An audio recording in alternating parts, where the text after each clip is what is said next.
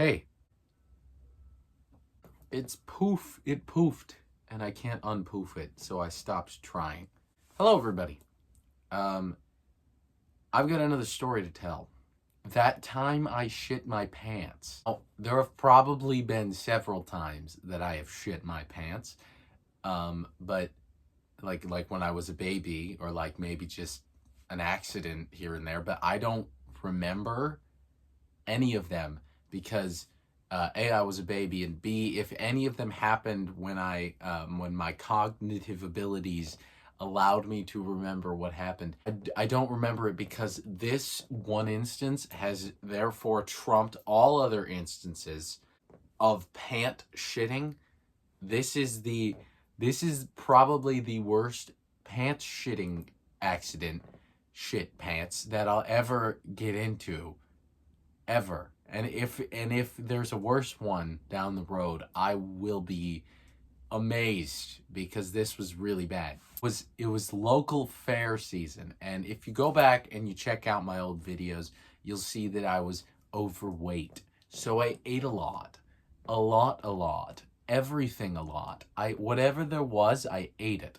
This is more like a state fair, so everybody from the state comes here, pretty much. And our state is very well known for maple syrup, for apples, and for cheese. So there's a lot of cheese, maple syrup, and apples, and also just fried junk food. And you can imagine that when you're overweight and there's fried junk food everywhere and you're a kid and don't care, uh, I ate it all. I started the day off with a nice apple cider slushy. It was great. And then I worked my way like 20 feet from that stand to get myself some chicken fingers and fries. I had some fried dough. I had some fried Oreos. I had some more fried dough. They have this line where you can take samples of apple cider from the barrel itself. I had like 20 of those. I'm making my way throughout all these stands. There's a lot of food, and I'm eating it all. I'm pretty sure I had a hot dog as well. Oh yeah, I didn't feel good after eating that hot dog, but then I gave it like 20 minutes and I felt better. So I decided, you know what I'm gonna do? I'm gonna stuff my face with more items. I had some sort of Mexican food. I don't remember what it was specifically. It was like a taco truck or something, but it was some form of Mexican food. I had a creamy to top it off. Oh, creamies. Yes, that's a thing that no one else does, is called them creamies. Every other state calls them soft serve ice cream, but in Vermont, we call them creamies. I really don't know why, but that's just what we call them. And I went to Maine once. Okay, this is like a story inside a story. It's like storyception. We went to Maine once. We went to York Beach, and at the zoo, we asked the lady, "Hey, is there a creamy stand here?" And she looked at us like we were insane, like we were crazy, like we were on something. She's like, "A what stand?" Anyway, back to the shat pants shitting shit pants. So anyway, I started eating more. And you get to this like hood like thing. It's like this giant, like they have, it's the place where at fairs that they advertise new like roof, like gutters or like baths or hot tubs for some reason that no one ever buys. And they also usually have free samples of cheese. You could pay $1 and get 4 sticks of honey. It's stuff like that. So now I have cheese and I have honey, and I'm impressed I can fit this all in my system. Pretty sure I went back for seconds on the cheese and I went back for seconds on the honey. More chicken tenders. I had a lot to eat that day. I didn't care though. We're on our way out. We're going home, right? My stepdad's like, "Do you have to use the bathroom?" I'm like, "No. No, stepdad, I don't have to use the bathroom. Thank you for asking, stepdad." He goes, "Are you sure?" And I know he's going, "Are you sure?" And what he's implying is, "Are you sure you don't have to shit? You just ate everything." But I'm like, "No, no, no. Don't worry. I don't gotta go. My tubes are sealed. There's nothing in there." We get in the car and we're leaving, and it's a long line of traffic out, and we're in the middle of nowhere. So if I gotta go, I'm kind of screwed. And well, then I had to go, and I'm like, "Hey, I changed my mind on that offer. I would like to use the bathroom now. You're stuck in the car. I will stop at a porta potty on the way home. Better put the pedal to the metal there, stepfather, because this shit is not waiting for you. So we're in the middle of literally nowhere. Phil's going like 60 miles an hour in like a 40. He's speeding.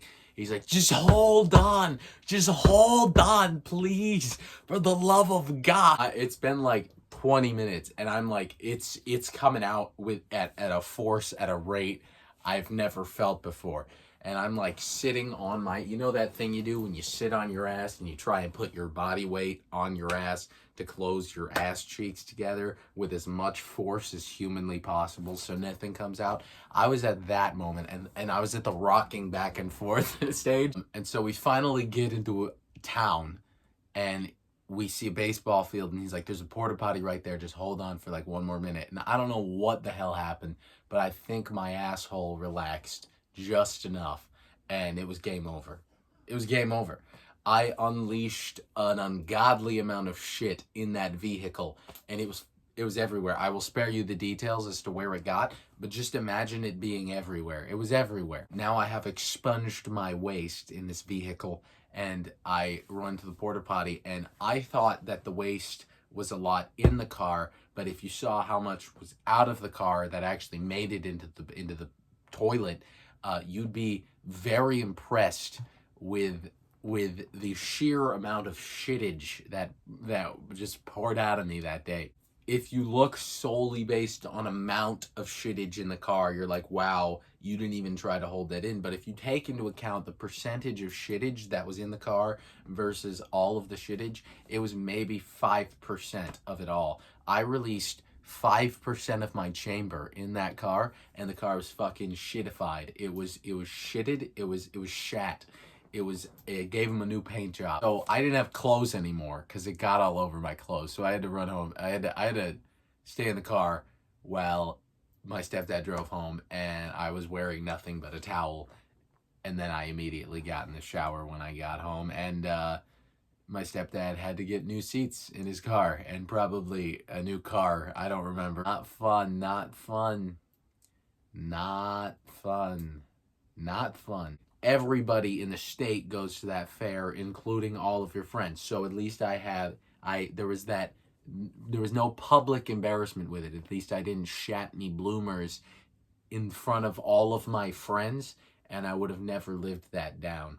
I would like to take a moment. My stepdad is probably watching this, and I would like to offer you my sincere apologies for absolutely releasing ass in your car. I have thought about my actions, and I feel bad. I feel much remorse for my actions that day. And although it was not a voluntary ass release, a voluntary expungement, I would like to apologize on behalf of my ass for releasing said ass into your vehicle.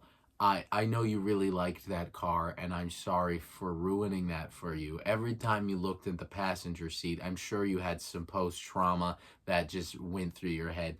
And every time I shit, I have post-trauma going through my head. Well, I hope you enjoyed that story. Thank you, everybody, so much for watching. If you liked it, subscribe.